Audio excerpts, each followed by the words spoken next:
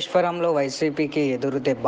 Yeleswaram municipal chairman Alamanda Satyavathi YCP పార్టీకి రాజీనామా. ఆమె భర్త కౌన్సిలర్ అలమండ చిలమయ్య వైసీపీ జిల్లా కార్యనిర్వాహక కార్యదర్శి మరియు తుని నియోజకవర్గ అబ్జర్వర్ వైసీపీ పార్టీకి రాజీనామా.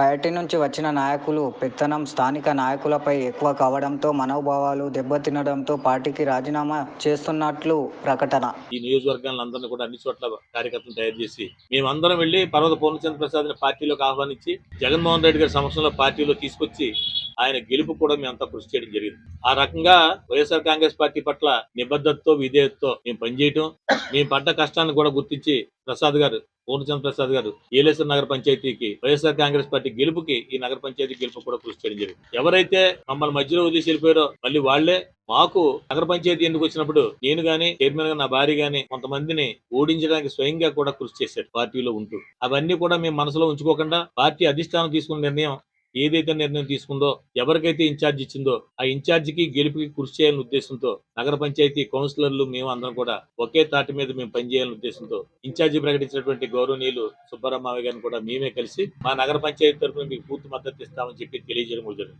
ముందు వరకు జరుగుతున్నటువంటి ఏలేశ్వరం నగర పంచాయతీ పరిణామాలను కూడా మిత్రులు మీడియా సోదరులు కానివ్వండి ప్రజలు కానీ గమనిస్తున్నారు. మరి మమ్మల్ని ఎన్నుకున్నటువంటి ప్రజలు మేము తీసుకున్న నిర్ణయానికి స్వాగతించి ఏలేశ్వరం అభివృద్ధి కోసం ఎంతో కృషి చేస్తున్నారని చెప్పేసి అందరూ కూడా ఏకగ్రీవంగా తీర్మానం చేశారు సభ్యులు. మరి అటువంటి కార్యక్రమాల్లో కూడా మేము చేసిన తీర్మానానికి కానీ వ్యక్తిగా మాకు కానీ విలువలు లేకుండా ఎవరికైతే ఇన్ఛార్జ్ ఇచ్చామో వాళ్ళ బంధువులు ఈ ఏలేశ్వరం నగర పంచాయతీ మీద ఆధిపత్యం కోసం పోరాటం చేయడం జరుగుతుంది. ఇక్కడ ఒక విషయం గమనించాలి.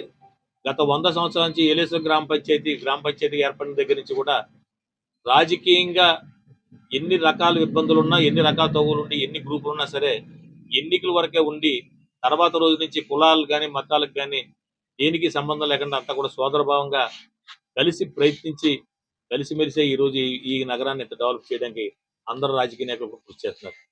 కానీ ఈవేళ ఏలేశ్వరంలో ఉన్న ఏ రాజకీయ నాయకుడితో కానీ ఏ పార్టీ వ్యక్తితో కానీ ఇప్పుడు ఎవరైతే అజమాయిషీ చేద్దాం ఉన్నారో వాళ్ళకి ఎవరికి సంబంధం లేదు. కేవలం వాళ్ళు కోరుకునేది ఏలేశ్వరం మీద పెత్తనం తప్ప ఏలేశ్వరం ప్రజల మనోభావాలు తెలుసుకునేటువంటి పరిస్థితులు అయితే లేరు. కష్టపడి పనిచేద్దాం ఉద్దేశంతో మేమంతా ఉండి పార్టీని విజయాన్ని గెలుపు తీసుకొద్దాం అని అనుకున్నా సరే వాళ్ళు పార్టీ గెలుపు కన్నా మా మీద ఆధిపత్యం కోసమే వాళ్ళు ఎక్కువగా కష్టపడుతున్నారు తెలిసింది. కాబట్టి ఇటువంటి ఇబ్బందులు ఉన్నటువంటి పరిస్థితిలో మనోభావాలు చంపుకుని ఆత్మాభిమానాలు చంపుకుని పార్టీలో పనిచేయటం కన్నా పార్టీకి రాజీనామా చేయాలని చెప్పేసి మేమందరం కూడా ఒక నిర్ణయం తీసుకోవడం జరిగింది.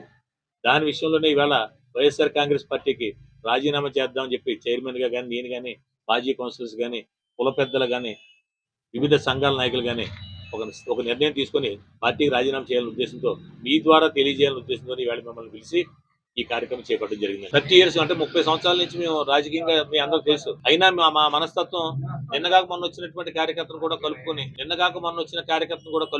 మా గ్రామంలో అందరూ కలిసికట్టుగా వెళ్ళాలనుకుంటే తప్ప ఒకళ్ళ మీద ఒకళ్ళు ప్రయత్నం చేయలేటువంటి భావన ఎప్పుడు లేదు. కానీ ఎవరో బయట నుంచి వచ్చి ప్రయత్నం చేస్తామని సరే మా వాళ్ళు చాలా మంది ఇబ్బంది పడుతున్నారు. అది బయటకు వచ్చి చెప్పలేనటువంటి పరిస్థితి ఏలేశ్వరంలో ఈవేళ 100% అది ఉంది. అది బయటకు వచ్చి చెప్పుకోలేక ఆగారు తప్ప మీకు చెప్పింది వాస్తవం.